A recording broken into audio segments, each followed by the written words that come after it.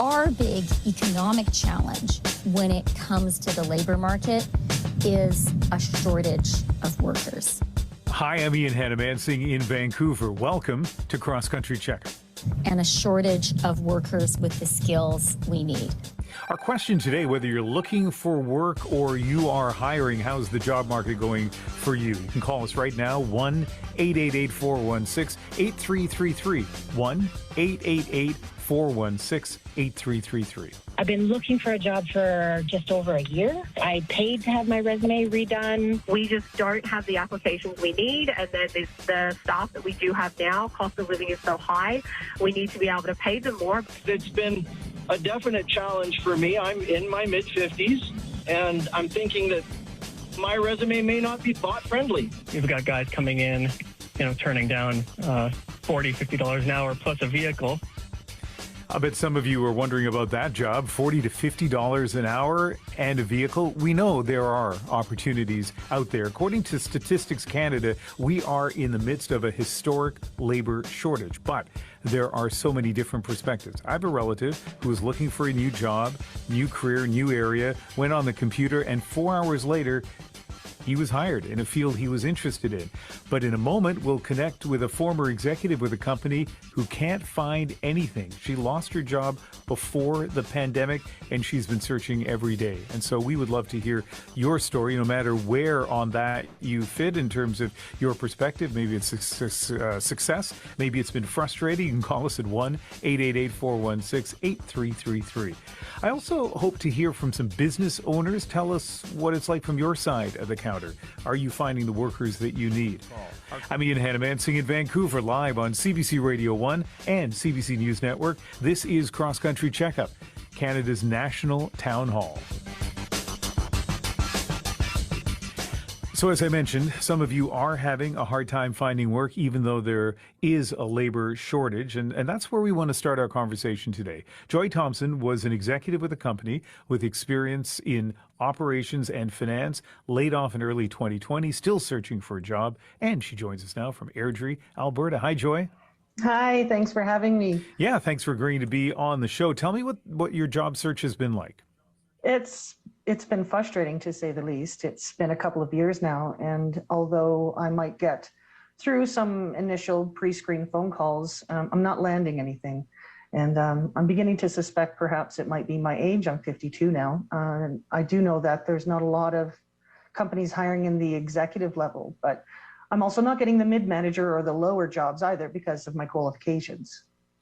So tell us a little bit more about what your strategy has been, because I think you've been very diligent and very strategic about applying for jobs. So take us through a little bit of that. Well, you have to customize all of your covering letters, right? So, and do a lot of research on the company that you're applying for. And obviously I do a lot of that, and I tailor my resume and my letters to that particular position. And of course, ensure that I feel that I'm a fit for that position, and very much prepare for the interview and ask really intelligent questions. So I'm dotting all the I's and crossing all the T's, still not landing anything. There's just some of the jobs that I've applied for have had over 700 applicants at a vice president level. I've never seen that in my career. And then over time, have you kind of changed the focus of your search? So I would guess that early on, you'd be thinking, okay, here's the ideal job for what I want to do next. And then maybe a few months later that changes, and a few months later that changes again. So where are you at now in terms of what your target is? My target, I've even applied at Home Depot and did not get that job. Wow. Can I ask in what role? Like, what role did you apply for that you didn't get the job at Home Depot? Just cashier, just somebody at the front ringing people through. So what's going on? Oh, I have a master's in international business and about more than 15 years as an executive. So they want to hire me. They know I'm going to leave, right? As soon as I find something else. So that kind of knocks me out of the contender for even service level jobs. Wow, we're speaking to Joy Thompson. She's been struggling to find work right now, as you know, and we're looking for your experiences as you listen and watch this program in the job market. Our number is 1-888-416-8333. Joy, it's got to be obviously, well, you said right at the beginning that this is frustrating. What kind of impact has this had on you and your family? Oh, financially, it's been catastrophic. I mean, I'm not exaggerating when I say that. We're now a multi-generational home. So my daughter and her family have moved in so that we can all absorb some of the costs, reduce our overheads so that we can live a little bit comfortably. And it's frustrating because it's my career and it seems like it's stalled. And I'm at that point where ageism is starting to kick in, right? Mm-hmm. And so, of course, I've got a lot of worries that I'm not going to get hired because I'm over 50, but I'm going to persevere and persist. And hopefully somebody who's listening out there now, take a look at my LinkedIn profile. You'll find I'm well suited and aptly qualified.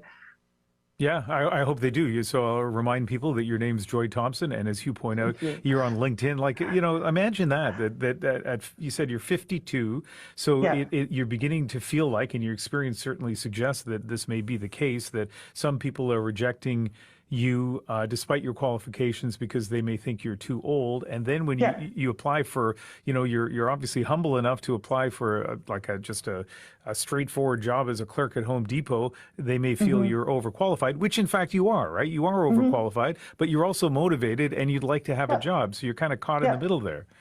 Exactly. I think I'm one of those statistics that is just falling through the cracks in the labor statistics or the reporting on how the labor market is. One of those senior people who's having trouble finding work, and it's I know it's a labor shortage, but when the economy began to rebound from COVID, a lot of companies still didn't hire back the senior people. I mean, we're expensive, right? Mm-hmm. There's just a lot of those vacancies left. I mean, my husband has regularly had engineers and accountants and lawyers apply for basic bookkeeping jobs at his shop.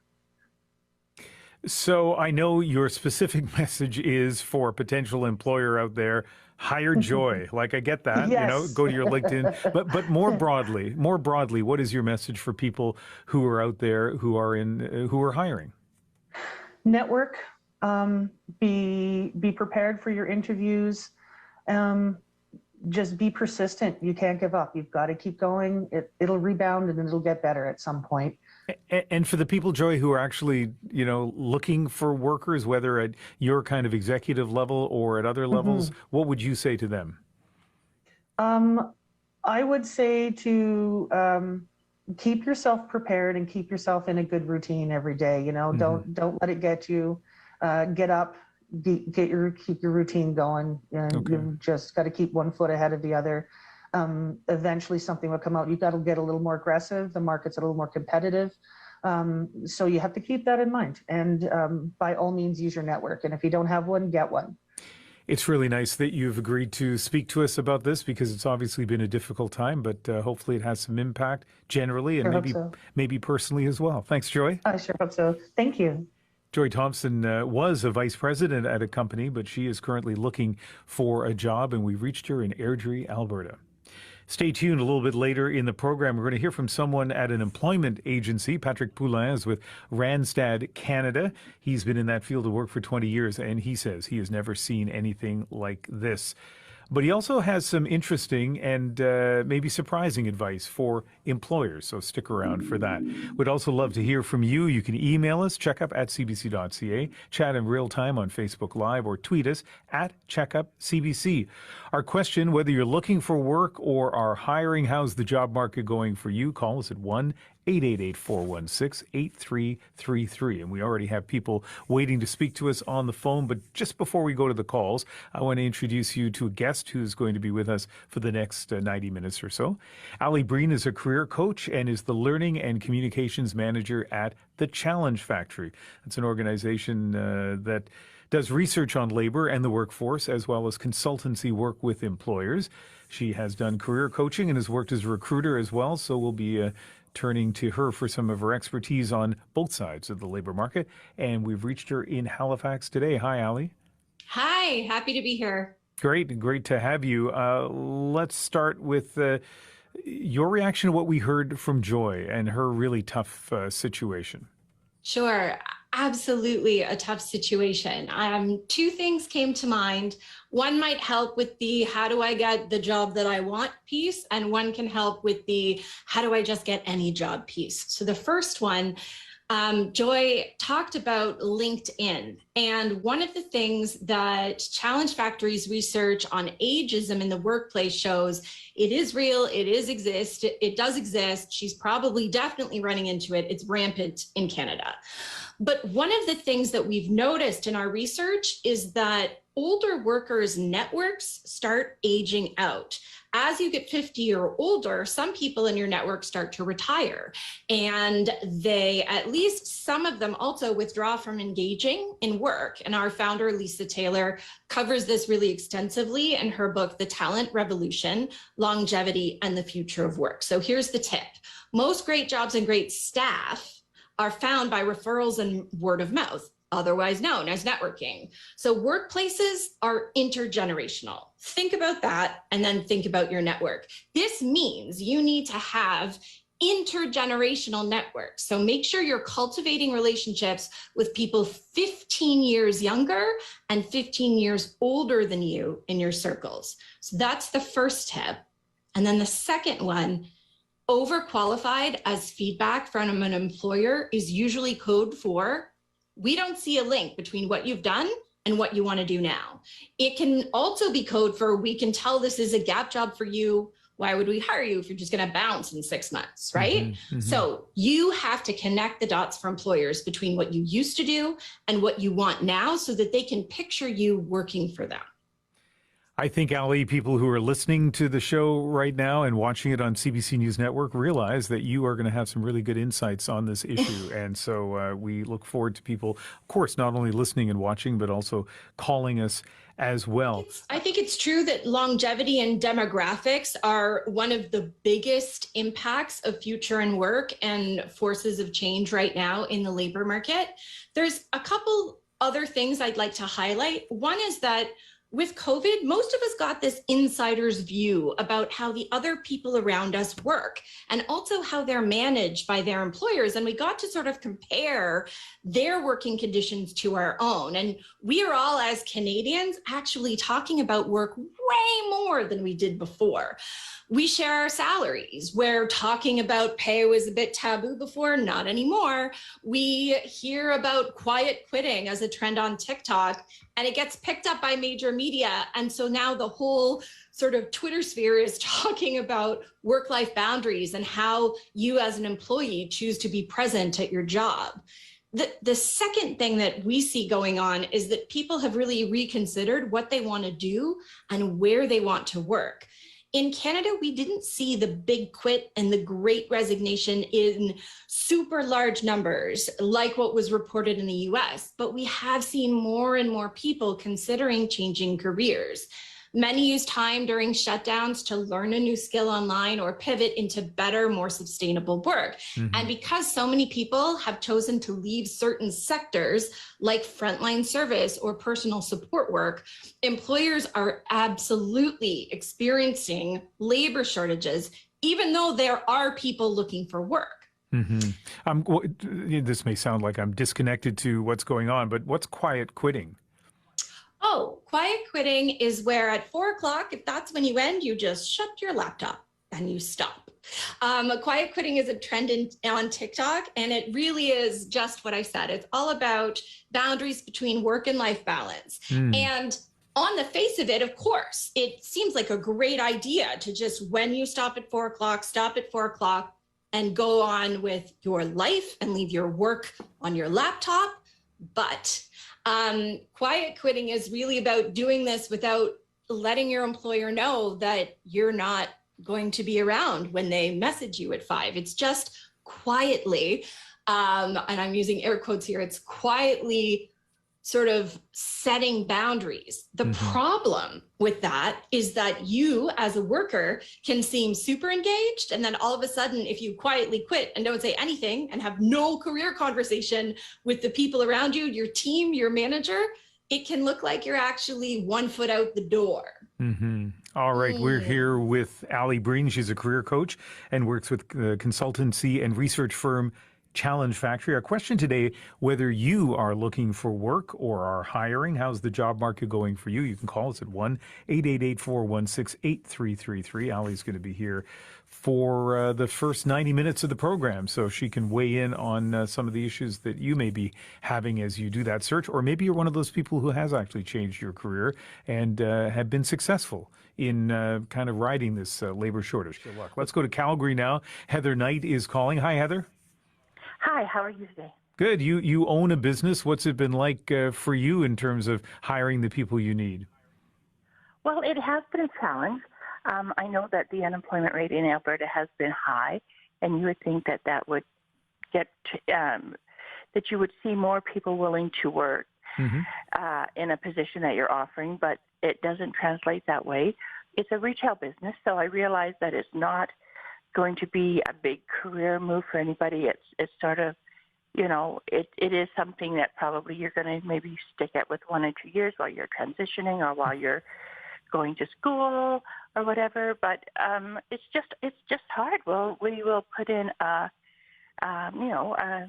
notice on a job search program, and we'll get maybe 50, 100 resumes in. We'll go through them. We'll email the people back that we want to see, and there's just no response. It's like, I don't even know why people would bother putting in their resume, taking the time to put in a resume when they're not even going to respond when you request for an interview. That's surprising. Is this something new? Had you run into this a couple of years ago?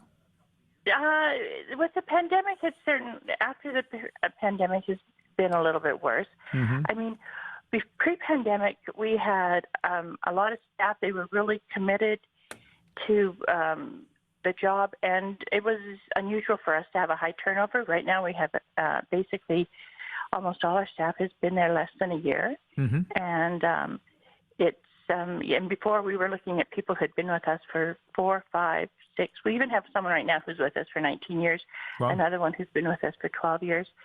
But I think what really, I wasn't going to call today, and then when I heard the woman from Airdrie say that, she has a couple degrees, she even applied at a very low-end job, as she said it, at Home Depot. But it's like, I just want to tell these people who have these degrees, don't apply. Don't send me your resume, because I'm going to look at it, and it's like, the first thing I'm going to say is, I have to train you. Even though it is a low-end position, it still requires time and training and money. And I know darn well that this isn't where you want to be. This isn't the salary you intend on making.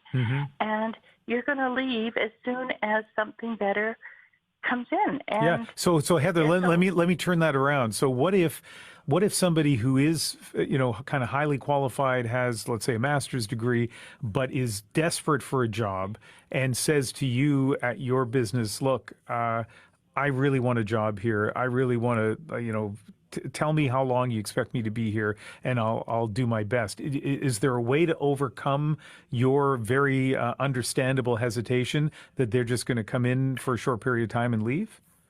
Sure, absolutely. But I mean, there's, I can't. I'm not going to make them sign a contract. There's no commitment, so I have to take them at their word. So yes, I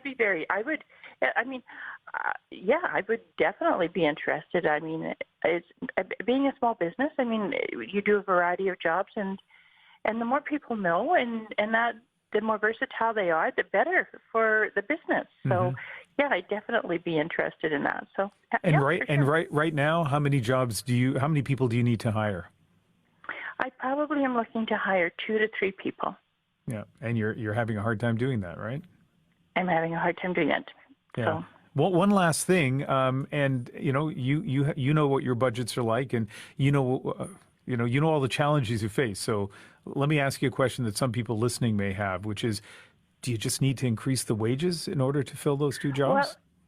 Well, we are paying well above minimum. We're probably paying here for a starting retail position between around $18 an hour. We do, after 3 months, offer a benefit package. I don't know. Maybe I have to go up even higher. I can try, but I think, at 3 months, we certainly look at everyone who's been there, and and increase wherever we can. Yeah, well, that's why it's so nice to hear your call. I'm glad you did choose to call in, Heather, because it's a really interesting perspective for someone like you, a small business owner in Calgary. And let's go back to Ali Breen, who's a career coach and is with us for the first 90 minutes of the program. Ali, I saw a note you sent me here on the computer. You're not surprised that Heather is getting lots of resumes, but then when she contacts some of those people, they ghost her. Yeah, absolutely. So on job search sites like Indeed, you'll notice that job seekers will just in a click or two, they can upload their resume and then they even forget it's there. And they've applied or uploaded their resume to so many different job seeker sites that it's just one other email that probably gets buried in their spam. Networking and using your circles of influence is a lot better. Trying to get referrals from fellow workers who works there that loves working there. Ask them, do you know anybody who'd want to work here with you in this great spot that we have? The other piece that I think is important too is that we're finding that more and more people are looking for a values match with their employers. So it's easy when you say, okay, I'm really into sustainable food. I want to work at a farmer's market. That's a values match right off the bat. With retail or service industry or food industry, it's a lot harder. But even for a potential server, a clue could be, hey, this restaurant uses bamboo cutlery instead of plastic, which costs a lot more for them as a restaurant, but they care about the planet just like I do, and there's some shared values. So I would definitely say trying to get those values or the culture of what it's like to work here, tap your existing or alumni employee, people who have left and moved on but had a really good experience. Like reach out to them and see, can you recommend somebody to come in for an interview? Because people forget, they upload their resumes and they forget. Ali Breen, Breen is a career coach, and we will come back to you in a few minutes. I'm Ian Hanomansing, and you are listening to, or perhaps watching, Cross Country Checkup on CBC News Network and CBC Radio. Lots of people getting in touch with us, as always, via social media. Carl Corelli on Twitter says, my son just graduated from a supply chain management program on Dean's List throughout. Every company is looking for someone with experience, but how do you get it? Amy Van Stratton says to us on Twitter, our family dairy farm had an awful time finding reliable part-time employees last year. My husband got half a day off all summer. That is it. People don't show up when they're scheduled. They sleep in, they miss morning shifts, and they don't seem to care either way. And Joanna McPherson says on Twitter, my sister has been looking for work in her field for over a year now. She's 53. The jobs are going to new entrants with vastly lower salaries. Seems to be a trend. And of course, that reflects what we heard right at the beginning of the program. Steve Daly is calling us from Courtenay, British Columbia. Hi, Stephen. Yeah, good afternoon. I'd like to comment that your guests so far have been extremely informative and interesting. Good, that's great, and I bet you will be as well. What's your experience been with the labor market? My situation is really not in a bad situation. I could have retired a long time ago, but I love what I do, and I think as people age in a healthy way, they'll continue to work as long as they're physically able to do those kinds of things. My thoughts are more around sort of a larger societal issue that a number of people that I know, friends of my children who are now adults with their own families, have left the market. These are people that were doing important jobs. The main reason that I've concluded is that it requires now really a lot more money to run a family, pay a mortgage, and all those kinds of things. And if that second income is getting used up in not only some increased taxes, but also in the expenses of doing that job. A lot of jobs are not close to where somebody lives. So there's a second vehicle involved, insurance expenses, all of those kinds of things, commute times, and the major one being for somebody that has a family that has children, is the cost of childcare if they're not in school, and if they are in school, the pre and after care, especially if the jobs are shift work or split shifts. In British Columbia, employees can have a restaurant server work 6 hours a day, but in 3 different time spots. Those kind of situations add to expenses. So, I know people that have left the market and decided that their family time and raising their children, and maybe pursuing education to seek employment in the future in an industry or an area that they have a passion for, rather than just for that check. Childcare in British Columbia is very expensive. Of course, the costs of providing it are expensive. The $1 a daycare thing doesn't, that's more of a myth than anything else. Yeah, well, it's all part of the challenge, right, Stephen? In terms of doing that equation, what it's going to cost you to go to work, and how much more you'll have, if indeed you'll have more, going to work than not going to work. Thank you very much, Stephen, for calling in. Let's go to Nova Scotia now. Evan Cameron is in Queens County, Nova Scotia. Hi, Evan. Hi. Yeah, thanks for taking my call. Yeah, you're very welcome. What's your experience been in this job market? Well, I've been out of work for the last year, and I'm going back to school next month, hopefully, fingers crossed, trying to get into that remote work, digital nomad, programmer lifestyle. But the big thing I wanted to say was that, I live in a rural community where there's not many jobs, there's no real educational opportunities, and there's so much cost associated just to pay for your own job training, to get a good job, to live a dignified life. It's all very demotivating. There was an excellent Cardi B quote I saw going around the other day where she's saying, everyone says we need more doctors, we need more professionals, we need more nurses, but then you have to pay to get the training, and it costs so much, and the cost of living is so high that it's just like it only works for people that have money or that did, super good in school and get scholarships or whatever. But for everyone else, there's just so much undue struggle put into the process of just getting the job. What's the job that you would like, Evan? I'm not picky anymore. My background is in arts and education kind of stuff. I originally went to university thinking I'd become an occupational therapist, but the cost of living in Halifax plus the cost of tuition at Dalhousie is just out of reach for me. So I've had to make some compromises. I've got a toddler now, so I'm kind of just looking for that quickest path to a sustainable and dignified income. And that's kind of what put me on this path toward becoming a software developer. But yeah, there's so much to say. I think there's way too much focus on individual responsibility and people needing to make good choices in order to get a good wage. Whereas allowing that kind of framework to happen, so many people that don't check the right boxes, it creates mental health,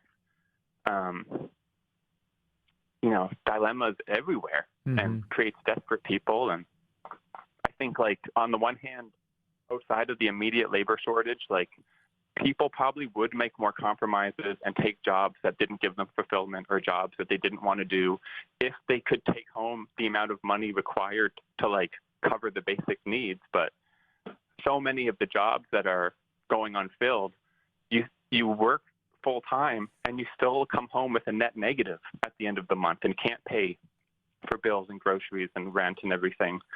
Yeah.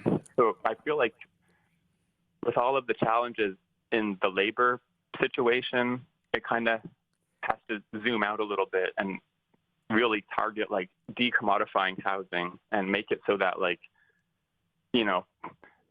if you live in a city, minimum wage should be tied to whatever the average cost of rent is, because it's just, okay. It's an impossible situation for so many people. Evan, thank you very much for calling us. You're listening to Cross Country Checkup, and our question this week, whether you're looking for work or you're hiring, how's the job market going for you? We are, as I mentioned, Statistics Canada pointing out, at a historic point in terms of the shortage of workers, the opportunities that are out there. But as we're hearing from some of our callers, that doesn't translate at all into meaning that there's a job out there for everybody, and some people are really struggling. And so whatever your story is, whether you are struggling, maybe you're a success story. Maybe you're one of those people who decided a few months ago to change careers and looked at the jobs that were available, and you were successful. And also from a hiring perspective, we've already heard from a small business owner in Calgary who talked about the challenges, and she is paying more than minimum wage and is considering having to pay even more than that if that's what it takes to hire people. So yeah, lots of perspectives on this, and I really hope you give us a call at 1-888-416-8333. And speaking of a small business owner, let's connect now with Shauna Evans-Renault. She is co-owner of Rick's Fish and Chips in St. Peter's Bay, Prince Edward Island. Hi, Shauna, how are you? Great, Ian. How are you? Good. And so like the small business owner we talked to in Calgary, you're having some challenges getting the staff you need as well. Tell us about that. Well, right from the outset of the season, we usually start looking for our staff in March or April. Typically, we would hire university students, the majority of people, and then high school students. However, we did not have enough to fully staff our restaurant. We would be open 7 days a week, 12 to 9 in July and August, and 7 days a week, 12 to 7 in the shoulder seasons. In the shoulder seasons, we've had to close on Monday and Tuesday, and also now we've had to close in July and August on Monday and Tuesday, because we don't have enough staff to stay open for the 7 days, and we don't want to burn out the ones that we do have. So everybody gets Monday and Tuesday off, and then we're open for the 5 days. That must be tough for you, though, as the owner, because I just think of, there are few places more beautiful in the summer than Prince Edward Island, and you got lots of tourists there who want to eat at your place, and you have to close down on Monday and Tuesdays. Is that frustrating? It's frustrating for us, and it's frustrating for the people who offer accommodations in our area, because then people have to go further afield. They have to travel 25 or 30 kilometers to eat at a restaurant if our place is not open in the evenings. So it is frustrating. This would have been a banner year for us since pre-COVID. However, because of the staff shortage and the shutdowns that we've had to have, we also had to shut down because we had some staff sick with COVID. So that was another challenge for us. It should have been a banner year. The tourists are coming here in droves, and we were ready to welcome them. However, we just don't have the capacity to serve them 7 days a week. So how many workers do you need? If you could just go out there right now and get enough workers, what would the number be? Our biggest shortage is cooks, and that's what really shuts us down. If we have a cook that is sick, then or can't come in for whatever reason. So if we had 4 cooks, we could probably operate at least 6 days a week. But yeah, the cook shortage is the biggest one. And of course, we always have the challenge in September of losing our students. So getting enough people to work during the week is also a challenge, but that's always been a challenge for us. And you're getting resumes, as I understand it, or have been getting them from outside of the area. So people are would be interested in moving to a community and taking those jobs, but then they're facing a challenge. Well, and the reality is that accommodations are not plentiful, as you've heard in a lot of places, and we're a seasonal business. So for someone to relocate for a couple of months really is not an ideal situation, although I do think that you'd be able to find employment here regardless. There's a new Nordic spa opening up in our area, and they just advertised for 50 positions. So, and that's going to be a year-round employer. But the resumes that I received were either from out of country or I did get one from Saskatchewan and one for Quebec. But reality is that there are not a whole lot of places to stay around here. We're speaking with Shauna Evans-Renault, the co-owner of Rick's Fish and Chips and PEI, and our question is whether you're looking for work or hiring, how's the job market going for you? Our number is 1-888-416-8333. And Shauna, I asked this question of the small business owner in Calgary as well. Do you think if you were able to offer more money, you'd be able to solve this labor shortage? Well, we certainly have been doing that, and it is a competitive market out there. So we had to offer competitive wages in order to keep the people or attract the people that we have now. So our wages have increased anywhere from $4 to $6 an hour, depending on the positions that you had. Front of house is the majority are minimum wage because of the gratuity situations that they receive. But kitchen staff is making significantly more than we have paid in the past. Our costs for product has increased significantly. So there's only a certain point that you can raise wages and pay out more for your product before it becomes a losing situation for an owner. Mm-hmm. So we have to weigh those balances. And I mean, there's supposed to be a profit margin and a ratio of sales and wages and food costs. Mm-hmm. And we're going to see a huge difference in that this year. Yeah. Hey, Shauna, stay on the line for just a sec. You're in Prince Edward Island. I want to jump over to Halifax for a sec. And that's where Ali Breen is, the career coach who's been chatting with us throughout the program. And Ali, as you hear what Shauna's talking about, anything come to mind and maybe some advice for Shauna? Yeah, I mean, two things come to mind. Offering a living decent wage is, of course, basic at this point, but it sounds like, you're doing that.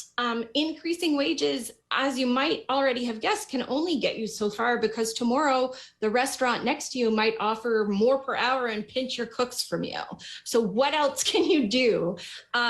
Something like the service industry, it's really notorious for rough scheduling practices where workers get their schedules at the last minute or their changes with little or no notice, which can be really disruptive for them.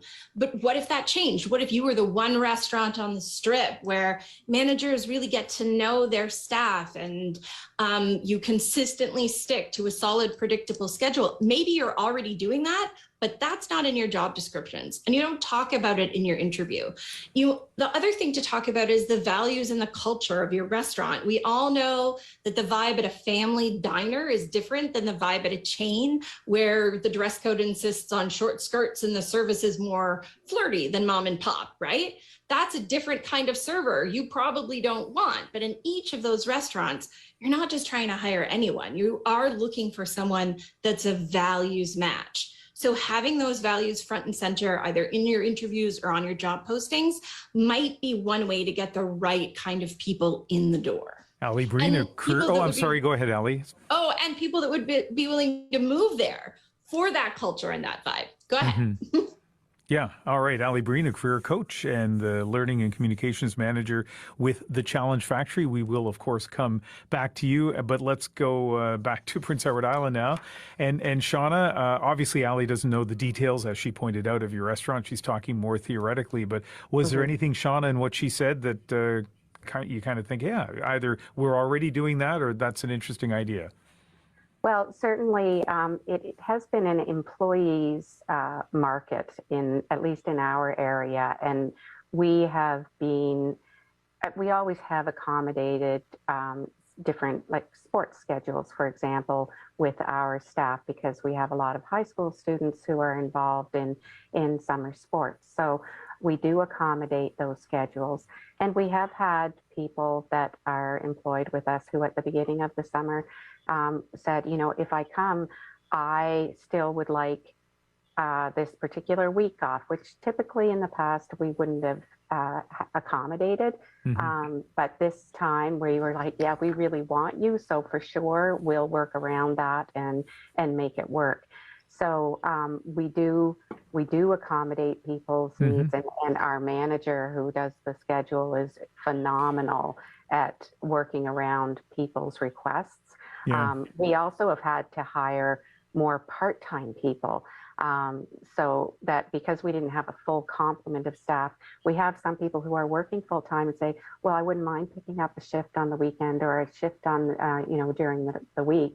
So once again, it's another challenge for the person doing the schedule because it's like putting a jigsaw together. And but we do that because it gives us a couple of more shifts that can fill in. Sounds like you're doing a lot of things right. And of course, you're still facing this labor shortage, which is the challenge that a lot of people are facing. Shauna, thank you very much for speaking with us. Well, thank you very much, Ian. And you actually have been to our restaurant. Oh, was that just last year? Oh, no. It would be a number of years ago. You actually signed our guest book. Okay, it's funny because I was wondering. Okay, that's good to know. You saved that surprise for the end, and now I have to think through all of that. Well, I love. So you met my husband. You met Rick. So that's who you met. I love Prince Edward Island, and it is a beautiful place. I don't think I've ever been to PEI in the winter, even though I grew up very close to the island. But I've certainly been there in the summertime, and so next time I'm there, I will look you up for sure. We would look forward to seeing you again. Shauna Evans-Renault is the co-owner of Rick's Fish and Chips, which apparently I've been to, and we reached her in Prince Edward Island. Our number is 1-888-416-8333, and we are looking for your view of the job market, and we want to try something slightly different today as well. What's your most interesting job hunting story?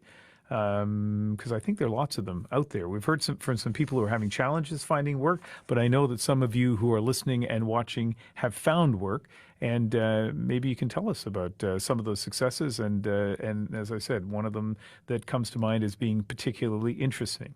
This is Cross Country Checkup on CBC Radio and CBC News Network. I'm Ian Hanomansing, and our number is 1-888-416-8333. Dwight St. John is in Columbia Valley, British Columbia. Hi, Dwight. Well, hello there. Do I have to narrow it down for you? Yeah, I wouldn't mind that, actually. I'm in Invermere and Windermere, which is halfway between Golden and Cranbrook. Okay. Go ahead. We are the home of a lot of German and Swiss arrivals in the 60s, 70s, and 80s, and we are also the home of a lot of second and third and even fourth homes owned by Albertans, and so we're a big Airbnb area. We have we do not have a lot of problems, so please don't tell anybody else in BC about the valley because it's the last secret. It's the last secret available. Okay, well, of course, you say that with a wink, no doubt, since you've just done it. But Dwight, what's your perspective on the labor shortage? Well, I was kind of drafted. I'm 71. I was kind of drafted into helping do a little deficiency work for some townhomes with pools and et cetera. And so I'm as busy as I want to be at the age of 71. The problem is mentoring, grooming, and developing people. I spent a third of my young work life in the United States back when job development was completely different from what it is now in the USA.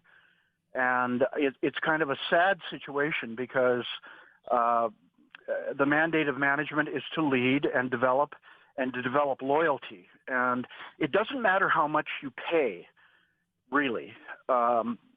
It slides both ways. You have to have a management group that is well educated enough to understand what builds loyalty and training. You have to learn to work as a team. You have to have a work ethic. And for younger people, I'm sorry, but you're not starting at $50 an hour. There's a cost in developing people. And I invested in that cost 30 years ago in the moving industry. It took me 4 month ends to develop a person that would understand what we wanted to do with our client base, which happened to be largely in downtown Vancouver, by the way. we did not do things the same way as other companies. Therefore, we needed a mindset of a person that would understand the kind of service that we wanted to give our clients. All right, Dwight, thank you very much for calling in today. Yeah. All right, our number is 1-888-416-8333. This is Cross Country Checkup, and let's stay in British Columbia. Rana Nelson is calling from Revelstoke. Hi, Rana. Hi, Ian. What's your experience with this labor shortage? So I've been looking for work about the last 8 or 9 months, and while applying for jobs both in Revelstoke and remotely, I also applied to go to school, and I thought, okay, well, whatever comes up first is what I'll do. So no job has come up. We are a resource and tourism town, and so there's lots of serving and housekeeping jobs. I mean, it's like many of the other colors as well. They are closing early and days as well. And I've done that in the past. I'm looking for something different. I'm an editor by training, but I can't do long hours at the screen anymore because of neck and shoulder issues. I've also worked in the social service industry as an employee counseling. So I'm on the other side of the table now, and I've been accepted to an 11-month Bachelor of Education program in Nelson, BC. So I'm moving my family and going to do that because I'll come out of it with another degree and then be a teacher in high school. So that's where I'm at and leaving in about 10 days. Wow. And so do you already know what your job situation is going to be like in terms of being hired as a teacher? Have you talked to somebody and they've said, yeah, as soon as you get that degree, we're going to hire you? Yes, my former employer, Work BC, is actually, I went back to them for some funding and they were able to help me because I haven't been able to find work. And so that was part of the whole program, is I had to do that labor market study. And I'll start out on the sub list, like all teachers do in Revelstoke. It's where you just walk into a job.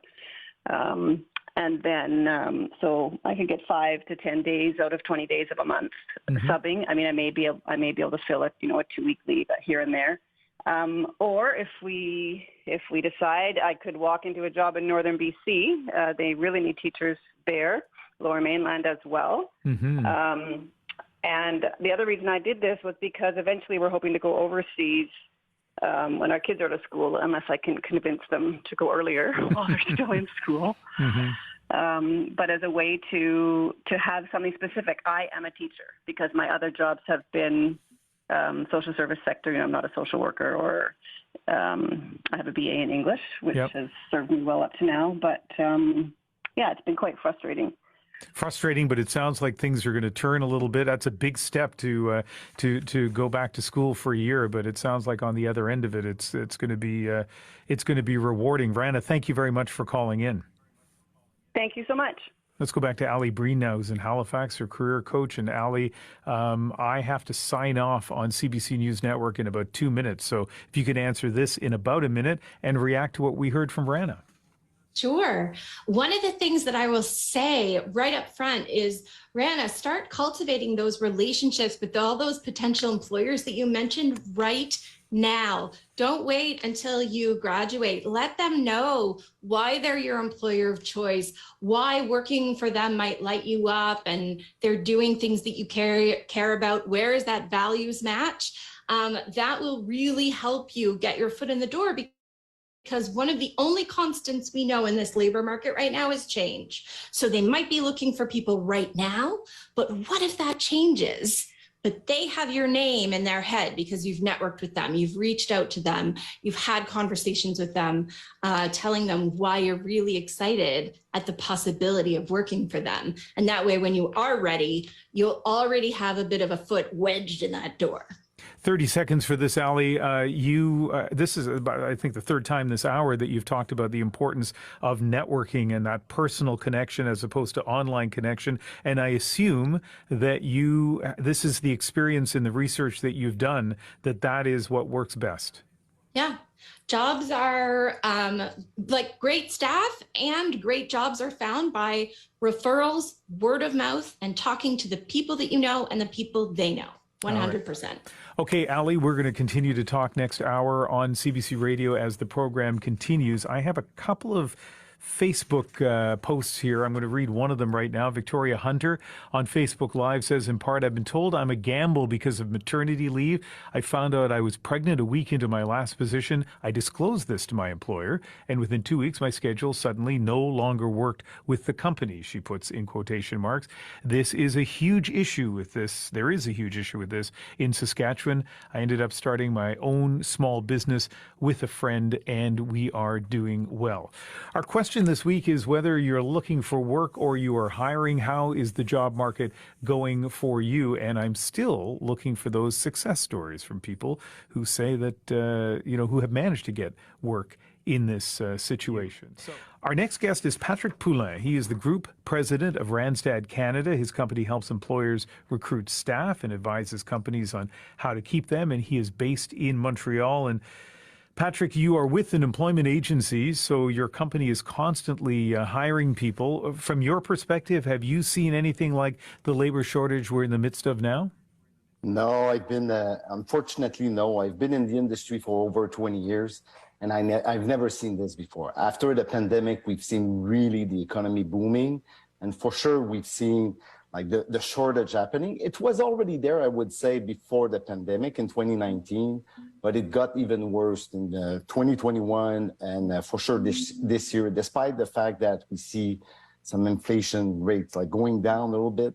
The unemployment rates are still quite low. So it's a good market for the job seekers. Yeah. Now, I think you probably will answer this in general terms rather than mention specific names. But let me ask you, what sort of employers are reaching out to you for help in finding workers?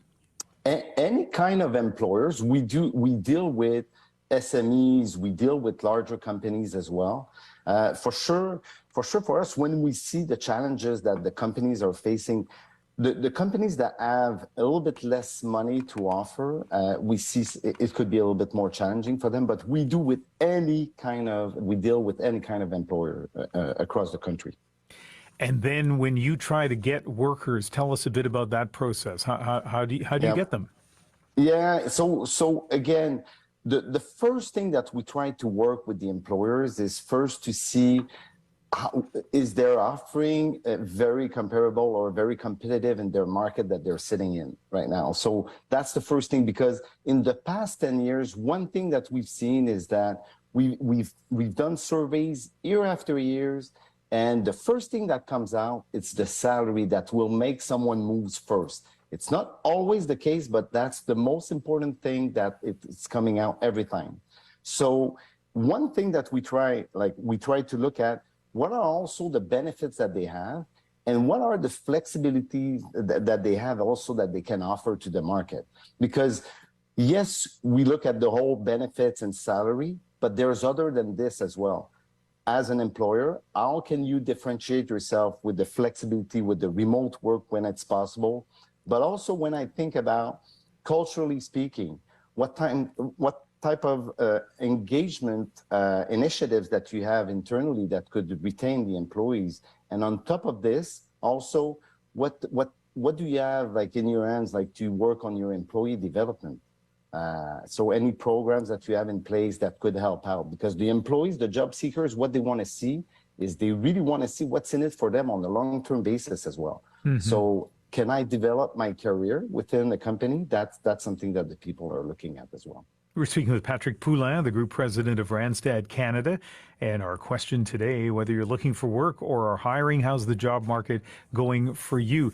Patrick, I hear so many people talk about generational shifts in terms of attitudes. And so do you see a difference in, and you can pick sort of any age you want, I'll just say 30. Do you see a difference in kind of what younger people are looking for, what their expectations are from employers? I would say that, yeah, like the tendency is always, like the older people, the older generation, again, are always saying, oh, the young people, they only want to have like the good salary and the whole package, if we can say, but not so much. Like still, yes, they want to have that, but they really want to see themselves growing in the company, and they want to see ahead of them what's in place to make sure that like they can develop a career within this company. But also, we'll give you an example. Culturally speaking, what is the involvement of the company with the social responsibility? On the environment side, as an example, those are some components that are very important for the younger generation, that a company can make a difference at the end.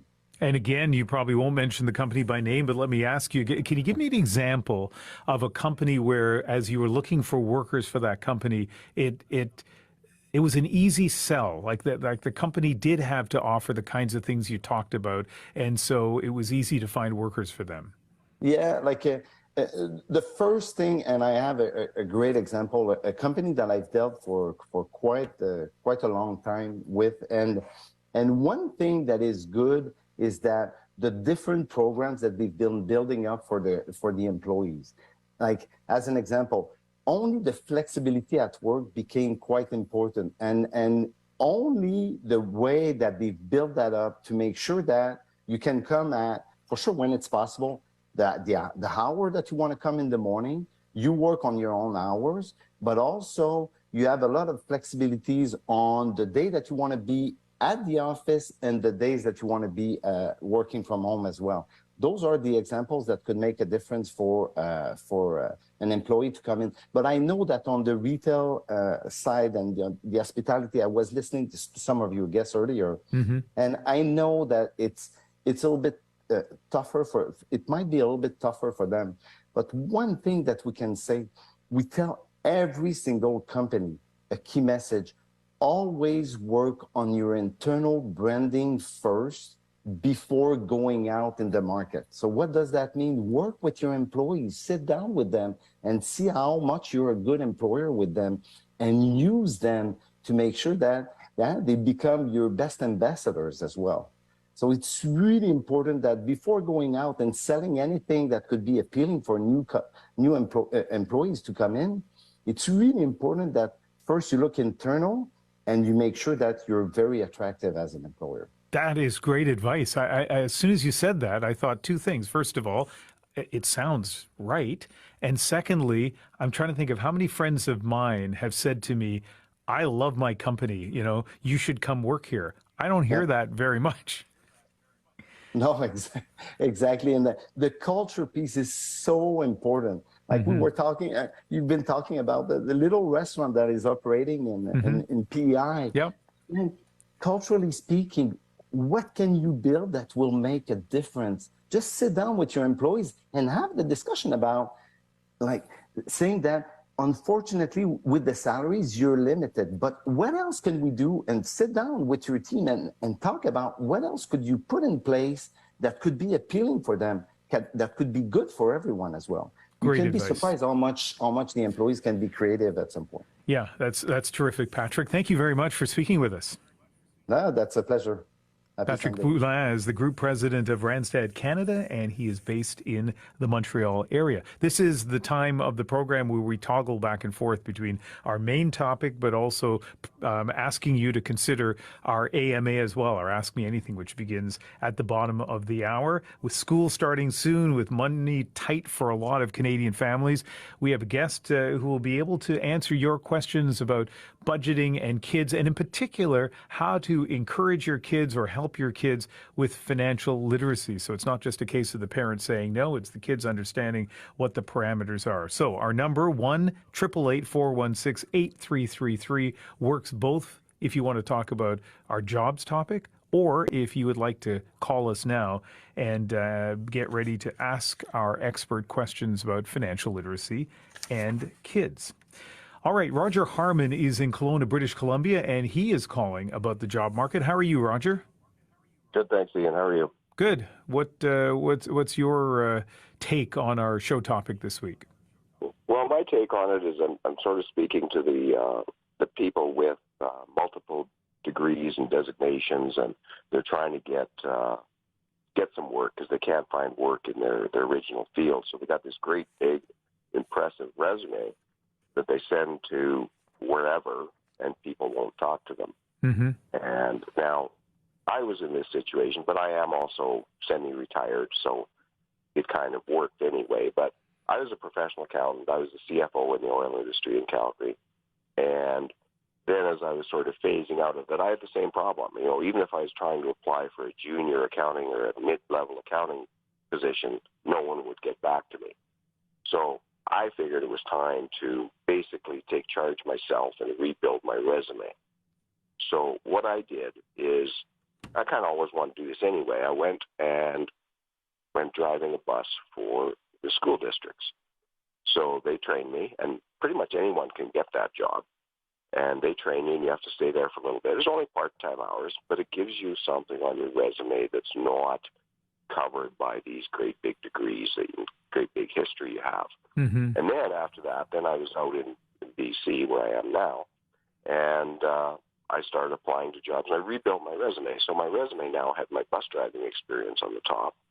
And then I still admitted to my accounting background, but it was very high level and very muted, because they will take me, and they did. But they don't want people. They don't want people who are going to come and tell them how to do their job, right? So if I go into a mid-level accounting, they think I'm going to tell them how to do their job. Right. So it's a bit more of showing. You got to get something on your resume first, and it's probably going to be part-time, and it's probably going to mean, you know, it's in the service industry. You might have to walk in places to get something, but you got to get something first, and then you got to restructure your resume. You got to really downplay your education and your 20 years as a senior financial advisor, whatever it may be, and then you can build on from there. And has that worked for you, Roger? Yeah, it has. I mean, I've now got a job driving a wine tour van. I only want part-time work, so it works for me. But I threw my resume out sort of in that way with the bus driving resume on it. And I threw it out to 3 places, and I had 2 offers within 2 days. Yeah, that's a great bit of advice, Roger. Thank you very much for calling in. Go ahead then. Bye-bye. Have a good day. Ali Breen is with us for a little bit of advice, a little bit of context. She's a career coach, and obviously, as if you've been listening to the program, know that she's done lots of research in this field. And I guess a couple of things I want to quickly ask you before I go back to the phones, Ali. First of all, that last caller, I kind of like that idea. What's your perspective on his advice? Yeah, that is 100%. I agree. Knowing yourself is incredibly important. And it's a part that sometimes we skip. We say, okay, well, I do just about anything for work. But what are the boundaries around that statement? Because that's usually not a true statement when you break it down. And a lot of people skip the step and end up looking in the wrong places with the wrong tools, the wrong stuff on their resumes. Exploring things like, what do you need and want from your work? Money, hours, a team, being in charge. What lights you up or do you really care about? What are you really good at? What types of problems do you want to solve? You look for what's common across those questions, and then you can figure out what kinds of jobs fit in with those criteria, right? I was going to ask you a second. Like he did that. Yeah, it does for sure. I was going to ask you a second question, but you know what? I want to get to a couple of calls, and Ali, I'll come back to you in just a couple of minutes here. Jazz Singh is calling from here in Vancouver. Hi, Jazz. Hi, how are you? Good. So lots of jobs out there. What has your experience been in the labor market?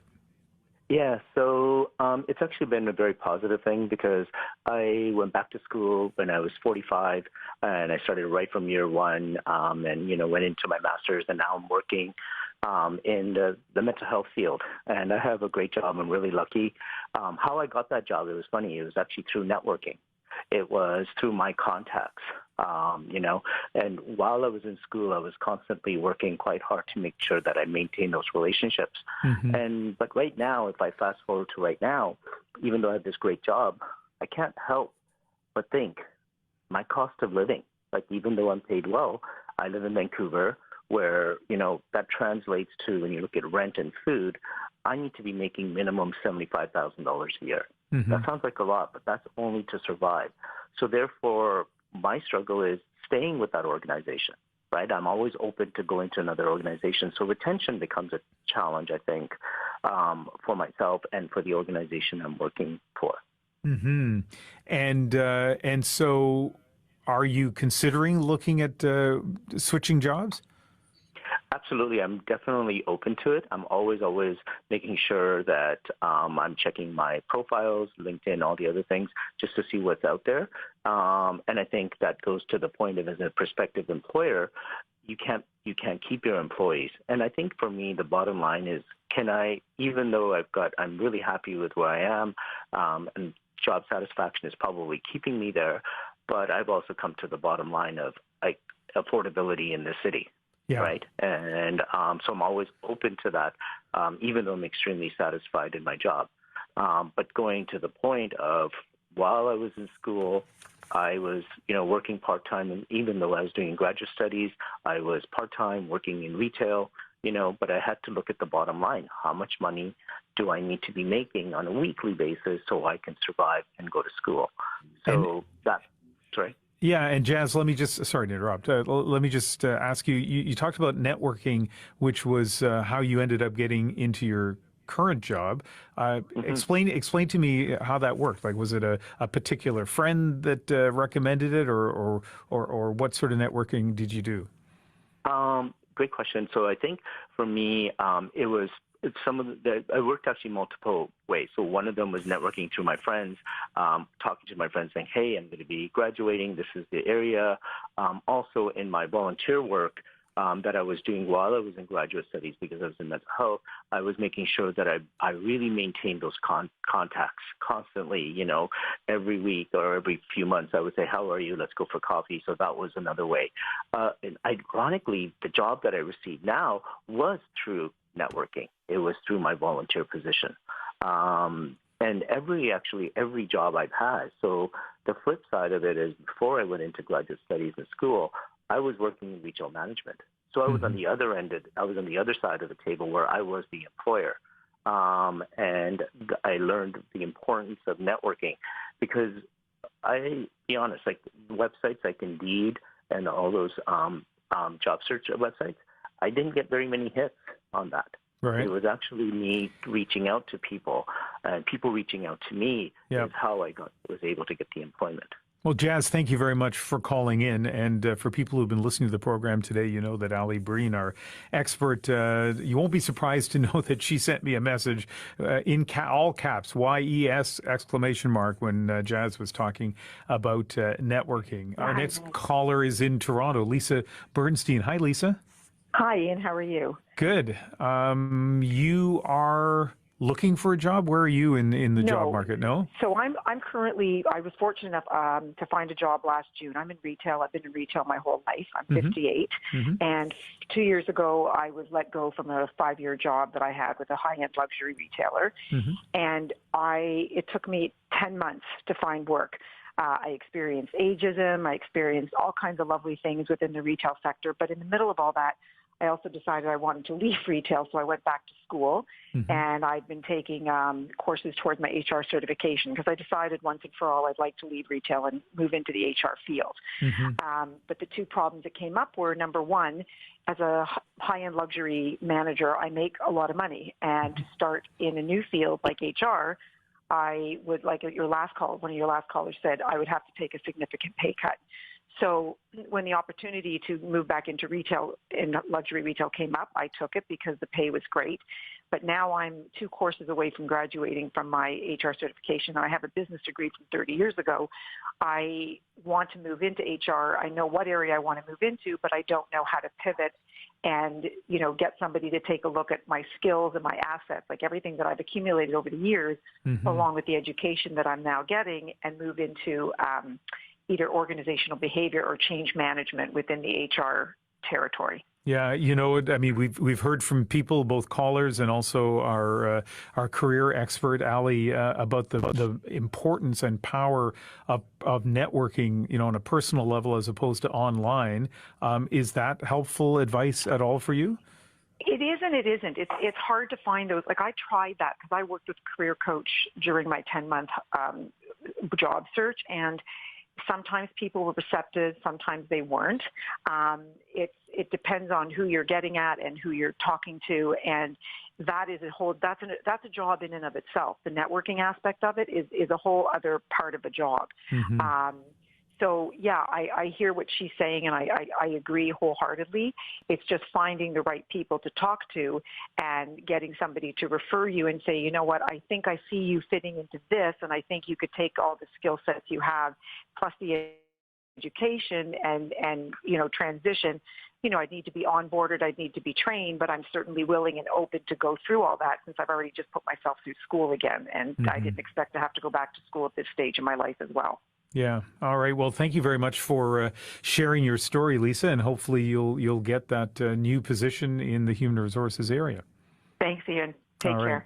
Okay. Let's go to Campbell Webster, who's in Charlottetown, Prince Edward Island. Hey, Campbell. How you doing? Good. What's your experience in this labor market? Okay, so I'm an employer, and it occurred to me when I listened to your show tonight that I actually might suddenly have an insight into maybe how employers are having trouble getting employees could find some. So I do two things. I produce the musical, Anne and Gilbert the Musical, which runs till October 9th in PEI. It's run for a lot of years. It's the story of Annie Green Gables in love. So I hire people from across the country to be in that, 20 people roughly each year in the cast and crew. Mm-hmm. Then I also own a coffee shop where I was having trouble finding employees. Right.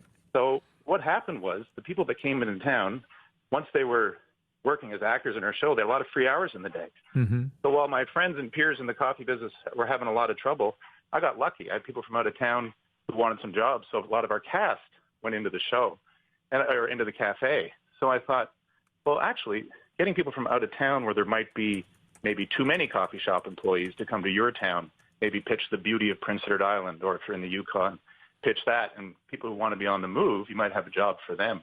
But also a good place to look, if you're looking for servers, is the entertainment industry, because a lot of them have skills in it.